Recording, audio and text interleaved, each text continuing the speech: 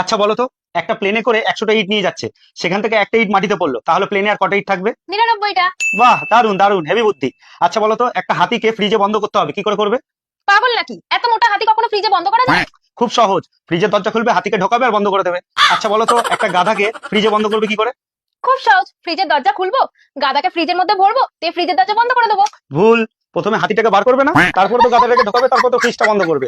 গেল মাথার বুদ্ধি শেষ। জঙ্গলে বাঘ তার বার্থডে পার্টির অনুষ্ঠান দিয়েছে, সব জন্তু জানোয়ারেরা সেখানে পৌঁছেছে, কিন্তু একটা জন্তু সেখানে পৌঁছাতে পারেনি, বলো কে? হাতি। ও তো ধীরে ধীরে আস্তে আস্তে চলে। না না ছাগল, হাতি না, গাধা, সে তো ফ্রিজে বন্ধ, কি করে পৌঁছাবে? তোমার তো দেখছি ছোটবেলার কোনো কথাই মনে নেই।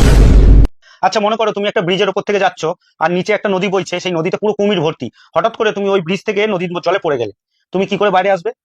ওই কুমির ভর্তি নদীতে কি আমি লাফিয়ে লাফিয়ে আসবো? না না, সাঁতার কেটে আসবে। সাঁতার কাটলে কুমির আমাকে খেয়ে নেবে না? আরে আমি এক্ষুনি কি বললাম, যে সব জানোয়ারেরা বার্থডে পার্টিতে গেছে।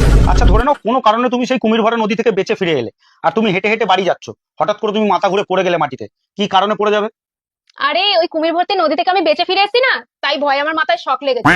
ওরে না রে পাগলা, ভয় তোমার মাথায় শক লাগেনি, ওই প্লেন থেকে যে ইটটা পড়েছিল সেটা তোমার মাথায় পড়েছিল, সেই জন্য তোমার মাথাটা পুরো খারাপই হয়ে গেছে।